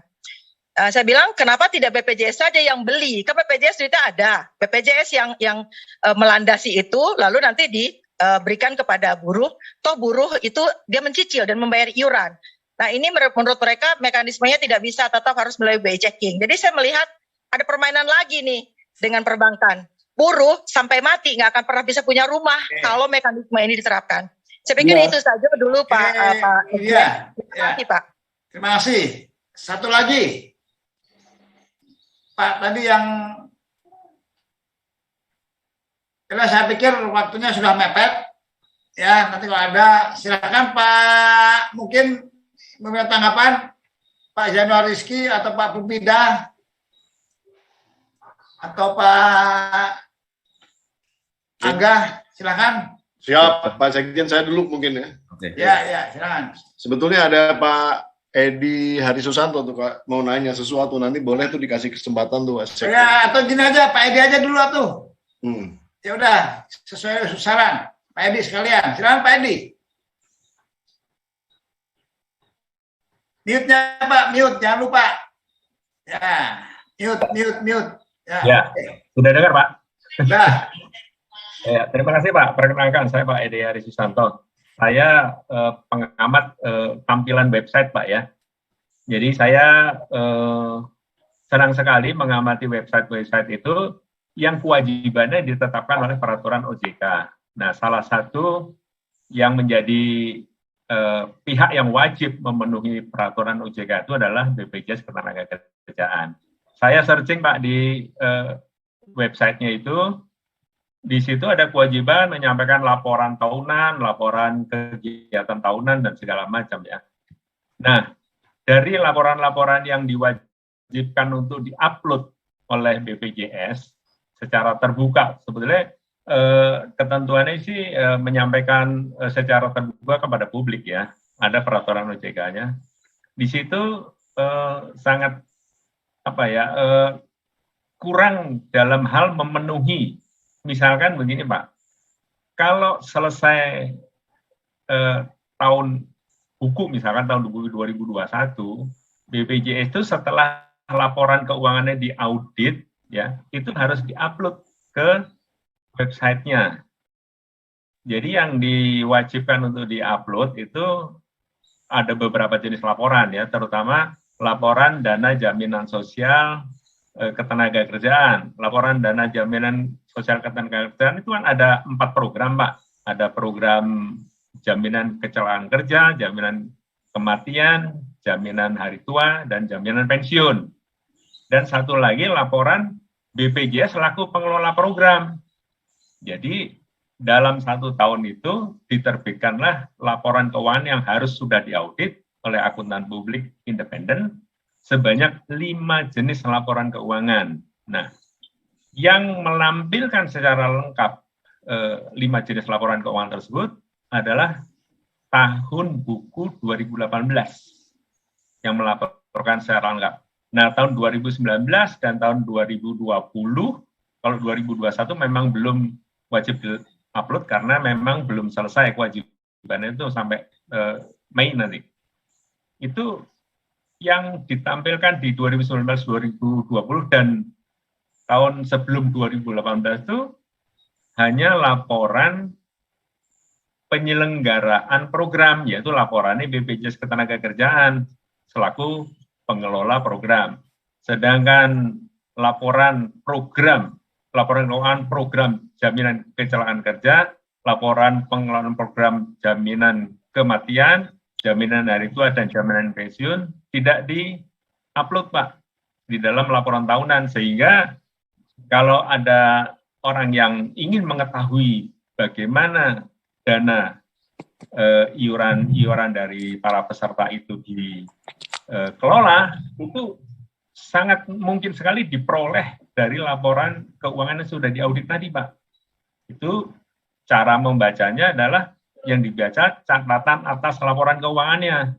Catatan atas laporan keuangan itu adalah menjelaskan setiap account ya atau akun yang digunakan oleh BPJS dalam pencatatannya itu diungkap secara detail, Pak, di dalam catatan atas laporan keuangan. Tetapi saya hanya bisa melakukan analisis untuk tahun 2018 saja. Tahun selebihnya tidak, karena alasannya laporan pengelolaan program untuk program yang 4 tadi itu tidak diupload, Pak. Nah, itu satu permasalahan yang agak aneh. Itu mengapa pihak yang menerbitkan peraturan tadi kok tidak melakukan peneguran untuk coba itu dilengkapi itu websitenya itu untuk dimuat atau diupload ini laporan-laporan yang sudah diaudit. Nah, kok dibiarkan aja? Ini apakah tanda kutip ya? Apakah pembiaran atau memang orang yang harusnya melakukan apa istilahnya evaluasi atau pengamatan itu terlalu banyak pekerjaan sehingga yang ini tidak tertangani gitu. Jadi dari situ, Pak, kita bisa mengetahui banyak hal mengenai akuntabilitas dari pengelolaan investasi. Nah, itu tadi yang disebutkan oleh Pak Yanuar Rizky tadi, itu ada itu di laporan tahunan itu ada. Jadi kita bisa lihat gamblang. Nah, nanti kalau dari persoalan atau data-data yang kita peroleh dari laporan sudah publish tadi, kita bisa untuk bertanya kepada BPJS. Pertanyaan tadi tentu sangat tajam, Pak, sangat terarah. Jadi kita kalau misalkan diberi jawaban akan bisa menyanggah kalau jawaban itu ternyata tidak memenuhi harapan kita itu. Karena itu harus full disclosure kan di dalam catatan laporan keuangan tadi. Demikian itu dulu, Pak. Mungkin nanti kalau ada pertanyaan berikutnya. Terima kasih. Ya, terakhir agak ini internetnya mungkin. Oke, silakan Pak Pumida untuk menjawab apa baik, tadi terima kasih Pak Sekjen. Alhamdulillah ya. Pertanyaannya mantap. Silakan. Ya, terima kasih Bang Bursa nih, kemudian Bu Lydia juga nih. Ya memang dari sejak dulu saya selalu berpendapat bahwa investasi BPJS Ketenagakerjaan dari semenjak jam sostek pun ya memang tidak kemudian berorientasi secara real begitu ya untuk kepentingan buruh ataupun kesejahteraan buruh gitu ya. Selalu mereka bilang, kita sudah menjalankan basis perlindungan dengan membayarkan apa yang diklaim. Nah, kalau itu sih sebetulnya kan ya oke lah, ada basis perlindungan di situ. Tapi kalau kemudian dananya tidak terlindungi, apakah integritas daripada program perlindungan ini bisa dijalani terus-menerus secara keberlangsungan? Kan itu pertanyaannya sebenarnya. Nah, kalau pendapat saya ya memang sama dengan Bang Bursa tadi ya, bahwa yang ya ini memperkaya orang kaya tuh real sekali. Saya bisa sebutin ya portofolio yang dibeli, kemudian yang diuntungkan. Nah, kalau masalah infrastruktur Bang Bursa ya memang sulit ya. Karena ketika kita beli SUN ya kalau pemerintah mau dipakai buat infrastruktur ya udah di luar dari kewenangan yang orang naruh di SUN gitu kan. Jadi udah udah diserahkan manajemennya gitu. Bukan, maksud saya begini. Tentu kan mesti ada barrier, ketentuan sistem investasi jam BPJS dong. Nggak bisa semua uang liquid 300 triliun dikerahkan untuk Sun gitu loh. Ini kan berbahaya. Kalau klaimnya datang. Betul Bang, ini baru saya mau masuk situ nih. Ya, oke. Ya, jadi memang kalau istilahnya ya kalau kita menyerahkan kepada Sun dalam jumlah banyak dan kemudian klaim bahwa itu hasil investasi kelolaan dari istilahnya kemampuan direksi yang hebat gitu kan itu salah. Kan Sun itu yang mengelola kan pemerintah bukan BPJS. Ya kalau kayak gitu sih enak-enak aja. Mohon maaf kalau saya bilang kalau kayak gitu ya maunya jadi direksi pun juga bisa dapat income seperti itu karena ngejamin negara gitu kan. Nah, tapi kalau di saham dan reksadana kalau saya kuliti semua, saya tuh bingung gitu ya. Berkali-kali saya mengkritisi gitu ya. Ini kenapa yang dibeli saham-saham konglomerasi? Karena katanya lebih bagus, gitu. Karena lebih istilahnya menjanjikan dan lain-lain gitu. Yang kedua, ada satu konglomerat yang zalim. Nih saya bilang yang zalim terhadap buruhnya. Nih saya nggak sebut nama nih, tapi nanti suatu saat saya bisa ribut juga, kita ributin nih. Zalim kepada buruhnya, kita investasi di situ. BPJS investasi di situ di grupnya. Kan nggak masuk akal gitu. Ada lagi perusahaan asing, kemudian dia IPO di Indonesia. BPJS beli perusahaan asing. Lah, ini gimana sih saya bilang? Harusnya kan orang asing itu investasi asing masuk ke Indonesia untuk kemudian investasinya bisa tercipta lapangan pekerjaan baru gitu. Nah sekarang dia udah investasi, dia narik duit dari orang dalam Indonesia sendiri. Enak banget gitu kan. Ini udah nggak keruan. Yang ketiga sebetulnya tadi masalah perumahan. Nah perumahan ini memang ini mah janji-janji surga aja, ini nggak pernah bisa direalisasikan ya karena menurut saya kalau mekanismenya seperti ini tidak bisa dijalankan kecuali memang JHT-nya dipotong untuk DP udah selesai. Cuman kita ngasih DP-nya aja gitu. Tapi kalau program yang lain-lain saya interupsi nggak akan bisa. Oh siap. Bang, Bang Aryadi, ngeri kali. Gimana sih, ya. Jadi tolong dong diuraikan kalau sekarang tuh siapa aja manajemen dari BPJS yang melakukan penyimpangan itu kan kejahatan, itu kan kriminal ekonomi, itu subversif terhadap itu. Masa memberikan support, membantu PMA itu dengan modal-modal yang seperti itu kejahatan. Saya kira mumpung di forum ini ada Bursa, ada Jumhur yang jadi ketua KSPI itu, ya udahlah kita buka aja, kita perang aja terhadap mereka gitu loh. Gak usah mundur-mundur lagi, Jo. Itu aja. Tolong dibuka. Baik, Bang. Ya, memang ada beberapa yang terjadi di sebelum tahun 2016, di mana sebelum saya masuk di dalam. Jadi memang ada portofolio yang sudah ditempatkan ya sebelum kami masuk gitu. Tapi juga pas saya masuk pun juga sebagai dewan pengawas kita tidak diperkenankan untuk tahu sebenarnya mekanisme bagaimana penempatan itu dijalankan. Ini yang sebenarnya menurut mereka jadi kayak ada seperti rahasia dapur lah yang nggak boleh. Padahal sebenarnya kita diamanatkan oleh undang-undang untuk mengawasi, tapi kita nggak diberi akses ke situ. Sampai kemudian saya minta data, saya gebrak-gebrak minta bantuan dari DPR, baru saya mendapatkan data itu di tahun 2020 gitu ya. Ini memang ada keengganan ya di dalam konteks transparansi dan lain-lain gitu. Jadi kembali ke persoalan-persoalan yang tadi ya. Pada akhirnya gitu ya, yang kita simpulkan sebenarnya ini memang saya sepakat dengan Bung Yanuar Rizky tadi ya, juga Bang Bursa tadi sarannya gitu ya. KSPSI ini harus benar-benar bisa memberikan KPI, mendorong begitu ya. Ini sebenarnya ini udah mengerikan juga gitu kan. Ponzi scheme, jadi istilahnya JHT itu udah makin lama makin menyusut, udah jadi Ponzi. Di ujung nanti yang dapat di ujung ya nggak akan dapat, istilahnya dapat tulang aja gitu. Nah ini harus kita jaga benar-benar. Nah saya rasa ini porsi kita sebagai serikat yang cukup besar, cukup dikenal gitu ya, dipimpin oleh orang-orang hebat gitu kan, dan kalau demo juga paling mengerikan gitu kan. Nah, Ayo kita gerak aja. Kalau nggak bisa diajak bicara, kita juga bisa dudukin gitu kan. Kita juga minta transparan, jangan cuma sampai di level manajemen BPJS, tapi juga di dalam level mitra-mitranya, ya. Jadi manajer-manajer investasi itu siapa saja ya saya tahu, hafal semuanya, datanya pun saya ada. Nah, kalau mereka tidak transparan kepada kita, ya kita pengen tahu gitu. Kenapa? Kenapa produk reksadana ini gagal? Kenapa produk reksadana ini nggak berhasil gitu ya? Karena kalau kita rata-ratakan dari penempatan yang ada, minim sekali hasilnya. Jadi selama ini sebenarnya BPJS itu terangkat karena dari sun dan deposito aja gitu sebetulnya. Ini namanya kejahatan. Oke. Kenapa? Mohon maaf Pak. Sebentar Pak.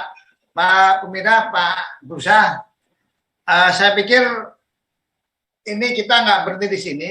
Kalau perlu nanti pakar-pakar tadi kita rekrut untuk jadi tim, ya, tim untuk bagaimana pembenahan BPJS secara total. Saya mau. Ya, sampai epicentrum. Oke, terima kasih kehadiran. Nanti kita SPS serius lah. Pak Jumhur kan. Itu Bang Bursa dicatat tuh Pak Sekjen, mau ya, ikut. bisa. Pokoknya di sini yang ini ada rekamannya semua. Kita catat rekamannya ini Pak. Jadi yang semua nanti kita ya, semua yang ada yang tadi pakar-pakar itu nanti ya namanya untuk mengkritisi ya,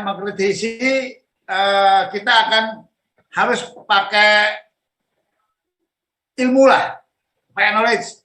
Kalau pakai knowledge nggak bisa ya terpaksa pakai kekuatan. Nah, otak dan otot kita akan jalankan kira-kira begitu. Mungkin Bung Januar bisa memberikan tanggapan. Bung Januar silahkan. Atas tadi beberapa hal. Ya, jadi mungkin ya langsung aja tadi gini persoalannya. Persoalannya tuh porsi terbesar alokasi. Tadi Bang Surfa, Bang Busa juga kan nanya. Di 2021 dana jaminan sosial itu totalnya 560 triliun. Ya. Kalau sekarang kata dirutnya di 2021 karena belum keluar laporan keuangannya seperti yang tadi Pak Edi katakan, memang terjadi kelambatan keterbukaan ya di BPJS ini. Nggak tahu OJK-nya kenapa juga membiarkan, itu saya nggak tahu ya. Tapi kalau kata dirutnya 64% di 2021 itu ke surat utang negara, berarti di surat utang negara ada 360 triliun. Bank Indonesia melakukan yang selama pandemi ini burden sharing, jadi Bank Indonesia membeli sun pemerintah itu sekitar 900 triliun ya, atau hampir 1.000 triliun. Nah sekarang kalau BPJS Ketenagakerjaan punya sun sekitar 360 triliun, berarti dia pemain terbesar kedua setelah Bank Indonesia. Iya benar tuh. Kalau sekarang ditempatkan dalam hal pengelolaan fiskal dan pengelolaan moneter, ditempatkan BPJS ini bahkan menjadi di bawah bank, ya tadi saya tangkap kan untuk perumahan aja harus BI checking dan sebagainya, menurut saya nggak kelas. Kelasnya kan nggak di situ. Kelasnya kan harusnya ada, ini mungkin visinya apa sih, tadi kan Bang Surfa, Bang Bursa juga nanya visinya apa. Menurut saya visi dana jaminan sosial dimanapun adalah trust fund. Trust fund itu menjamin sistem ekonomi bekerja penuh. Artinya apa? Jangan ada orang nganggur. Kalau orang berhenti bekerja itu dia karena pensiun, sudah siap uang pensiunnya. Jadi artinya apa? Dana jaminan sosial ini tugas utamanya apa visinya? Menjamin sistem ekonomi bekerja penuh. Ya. Betul. Artinya sekarang kita fokus. Kalau sekarang alokasinya ke surat utang negara, belanja surat utang negaranya kemana? Tadi Pompida udah dengan baik juga menjelaskan. Surat utang negaranya mungkin belanja banyak ke infrastruktur, kemudian sekarang ada IKN, ada segala macam. Nah ini menurut saya, kalau ditempatkan bahwa wakil buruh itu, gini loh, tripartit nasional itu jangan ditempatkan hanya sekedar membahas UMP gitu loh. Tripartit nasional ini kan kita membicarakan juga tentang bagaimana fiskal dikelola. Kenapa? Buruh punya hak. 360 triliun uang BPJS Ketenagakerjaan di surat utang negara. Kenapa buruh tidak punya hak membicarakan tentang belanja pemerintah? Ya tentu lewat mekanisme, terserahlah di badan anggaran dan sebagainya. Harusnya kan ditempatkan. Dia memegang 360 triliun, kalau Bank Indonesia memegang sampai hampir 1.000 triliun, mengatakan itu karena untuk mengatasi pandemi. Mengatasi pandemi itu kan menciptakan lapangan kerja. Mau ngapain sih menciptakan pandemi? ya menurut saya ya kita boleh berdebat. Saya setuju tentang ibu kota negara dan sebagainya. Tapi kan ada kalanya kita juga di rumah tangga kan lagi pengen bangun rumah, tapi kalau makan nggak ada, masa kita bangun rumah dulu terus nggak makan? Kan gitu kan? Ini kan hal-hal yang menurut saya terkait dengan politik anggaran yang harusnya itu dibahas terbuka. Dalam artian apa? Kalau surat utang negara ini salah satunya harus diambil oleh dana jaminan sosial, oleh Bank Indonesia, fokus belanjanya apa? Ke menciptakan lapangan kerja. Artinya apa? Kalau tadi dikatakan kok nggak pernah ke sektor real, yang kita kritisi belanja fiskalnya, Bang, menurut saya. Belanja fiskalnya kenapa tidak menciptakan lapangan kerja? Kenapa belanja fiskalnya menciptakan yang tadi Abang katakan ke infrastruktur dan sebagainya? Kalau kita mentoknya ngomong di BPJS, mati nih barang, Bang. Jadi artinya apa? Kita harus menempatkan BPJS Ketenagakerjaan ini bagian dari 1 dari 3 pilar negara. 2 pilar kan udah biasa kita nih, fiskal, moneter. Kita harus mendesakkan dalam konstitusi agendanya bahwa ekonomi negara ini diatasi oleh 3 pilar, oleh moneter, oleh fiskal, dan dana jaminan sosial. Jadi kalau kita ngomongnya di situ, kita ngomong oke, kita serap surat utang negara, tapi belanjanya menciptakan lapangan kerja dong untuk kesejahteraan buruh kami, gitu kan?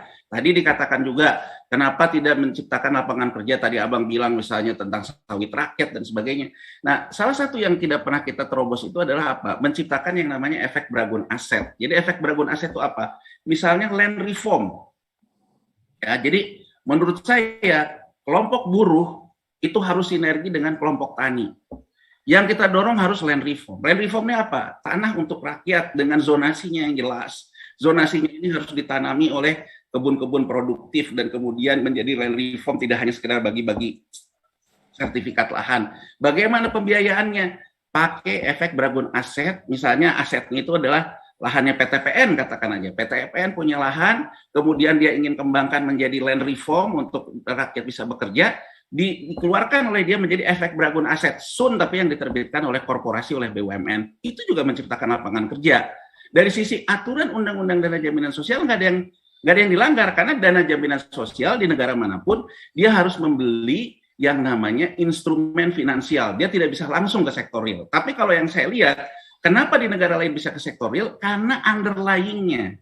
Jadi misal di Amerika Serikat surat utang negaranya diserap sama bank sentral segitu gedenya, sampai sekarang orang bilang cetak uang.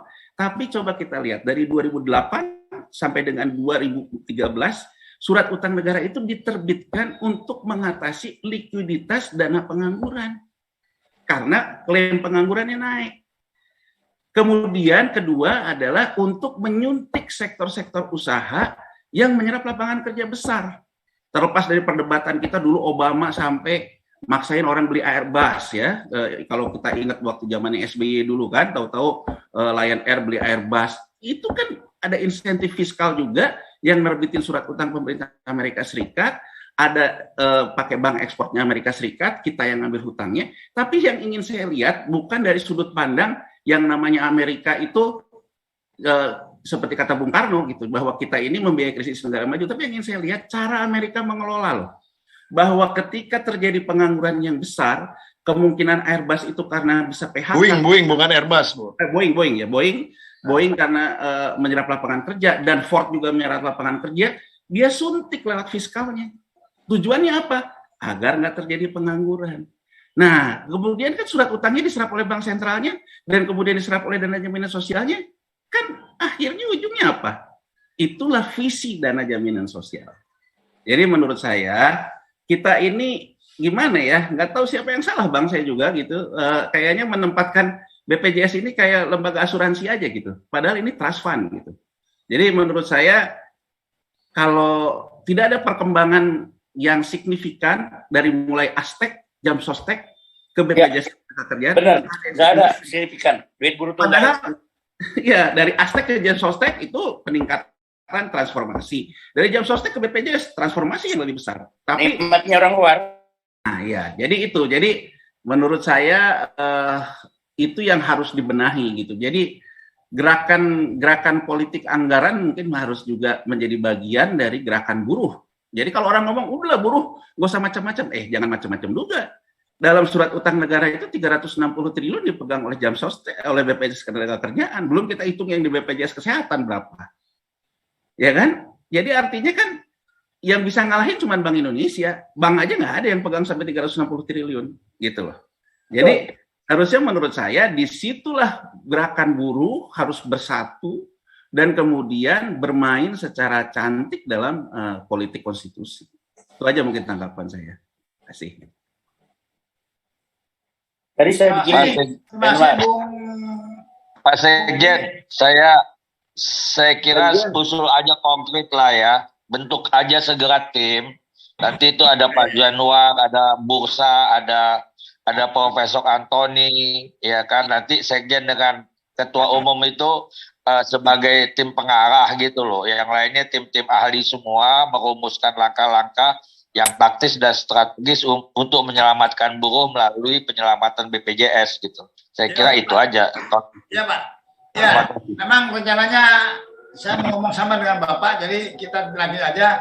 Jadi ini Pak Pumbida dan Pak Jazuli sebagai Ketua Bidang, tolong tim ini direalisasikan ya. Kita akan coba mengkritisi dan mencoba membuat perbaikan-perbaikan secara revolusioner, ya. Dan kalau tim ini nggak jalan, tolong teman-teman Pak Bursa semua ngomong sama Pak Jumhur, ya. Karena Pak Jumhur, kok nggak beres anak buah Anda, kira-kira gitu aja Pak, langsung dikoreksi. Jumhurnya mana ya? Jumhur? Siap, perintah. Siap perintah Pak Bursa. Pemimpin di kursi itu mesti jelas Jumhur ke depan. Buruh dibela, harus ada rumah. Ya. Siap. Makanya kita akan buruh ya. Oke Pak. Jadi Pak Januar tadi juga gerakan politik anggaran. Sebenarnya kalau Lem sudah memulai itu gerakan politik anggaran. Saya sudah membuat itu konsep tentang anggaran belanja negara APBN. Oke, tapi itu nantilah. Mungkin 5 menit untuk Pak Antoni. Pak Antoni silakan Pak Antoni. Nanti kita tutup. Antoni. Merdeka, Pak Jumhur. Siap. Ya, Pak Antoni. Ya, kalau karena Pak Antoni tidak ada, ya mungkin kita, saya pikir sudah cukup lah. Nanti kita lanjutkan. Selamat ya. Pak Sekjen, dikit dong Pak Sekjen. Ikut dikit. Siapa ini ya? Jumhur. Ais, Pak Sekjen. Oh iya, udah oke. 1 menit ya. Siap, Pak Sekjen, siap. Oke, jangan. Siap. Saya hanya sedikit saja, Pak Sekjen. Saya menyampaikan bahwa di sana memang soal eksklusivitas itu memang kuat banget gitu ya. Sehingga upaya-upaya atau proses-proses yang ada di dalam sana itu sangat sulit untuk bisa diketahui. Saya menyebutnya bahwa itu ada sebuah proses membonsai di BPJS Ketenagakerjaan, baik dalam hal soal kepesertaan maupun dalam hal soal investasi dan dana-dana lainnya. Sehingga kalau memang kita lihat itu dari selama 5 tahun aja di tiap direksi periode itu tidak akan pernah naik tuh secara signifikan. Usul saya satu aja Pak Sekjen, minta tolong aja di tingkat kelembagaan BPJS Ketenagakerjaan itu bisa masuk kita buruh nih perwakilannya itu sebagai komite audit independen misalnya. Karena kalau kehadiran seorang dewas di sana nggak cukup itu, mereka juga sulit untuk membongkarnya. Itu aja, makasih Pak Sekjen. Assalamualaikum warahmatullahi wabarakatuh. Ya, nanti itu sudah ada di kepala kita lah. Ini emang harus diselesaikan dengan cara jalanan. Ya, kalau hari Asyar kemarin waktu di LBM mengatakan sudah nggak bisa lagi pakai otak, ya kan, harus pakai otot, kira-kira begitu. Nah, setelah itu ya nantilah berikutnya ya. Saya pikir kita setuju semua bahwa ini harus ada perubahan besar-besaran. Mumpung juga kita semua melihat kemarin ketika masa bergerak, Presiden menyerah juga kan dengan 3 periode itu gitu. Maka kita juga kelihatannya harus bergerak juga buruh besar-besaran. Mungkin untuk begitu ya, mungkin mohon Pak Pumbida dan Pak Jazuli sebagai Ketua Bidang untuk menindaklanjuti hasil dari seminar hari ini yang luar biasa. Jangan sampai orang-orang seperti Pak Januar Pak Anton, dengan Pak Pupila sendiri, dan Pak Bursa, Pak Edi Hari Susanto, dan yang lain-lain, kita mendapatkan banyak masukan ya, pada Pak Haryadi tadi ya. Saya pikir ini modal kita, ini baru awal saja ya. Mungkin ini awal perubahan besar-besaran di BPJS dan untuk kesejahteraan buruh semuanya. Mungkin kita silakan Pak Ketum untuk closing statement pada acara kali ini. Ya, terima kasih teman-teman semua. Saya senang banget tadi ada senior-senior kita, Bang Haryadi Ahmad, Bang Bursa, dan lain-lain. Dan juga profesional-profesional pemikir lah begitu yang harus kita rumuskan jadi sebuah kerja-kerja nyata. Jadi sebelum terlambat lah intinya begitu. Kita sedih nanti kalau tiba-tiba hilang duit 100 triliun gitu. Oh, betul Pak Jumur. Ya, itu yang saya takut itu. Ini soalnya Jiwasraya itu kecil loh itu. Udah 18 triliun. Asabri itu kecil, 10 triliun. Nah, kalau BPJS ada orang main-main itu bisa tiba-tiba hilang 100 triliun. Bisa itu. Oh, itu kecil, bisa 400 triliun hilang. Apalagi begitu. Makanya kita betul-betul kita plototin dan saya senang banget. Alhamdulillah, terima kasih nih senior-senior dan seluruh peserta. Kita akan tindak lanjuti menjadi sebuah gerakan yang pasti untuk kemaslahatan kita semua, terutama pekerja Indonesia. Terima kasih. Assalamualaikum warahmatullahi wabarakatuh. Waalaikumsalam warahmatullahi wabarakatuh. Pak Muhammad Jumil Hidayat sebagai ketum. Nah, kita lanjuti. Mohon doa kepada teman-teman semua ya, karena Pak Ketum ini baru diangkat jadi ketum, kita juga kantor sekretariat belum jadi, mudah-mudahan di Juni sudah bisa operasional semua, tetapi itu tidak menghalangi kita untuk memulai pergerakan perubahan secara revolusioner, kira-kira begitu. Ya. Yang penting kantor jangan sumbang jam sostek, bahaya BPJS.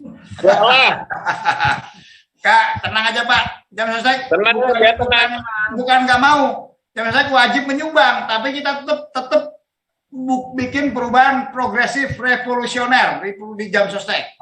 Kira-kira begitu ya. Itu kan uang kita, bukan mereka nyogok. Ini uang kita. Itu bangun rumah sakit buruh, rumah buruh, itu tugasnya.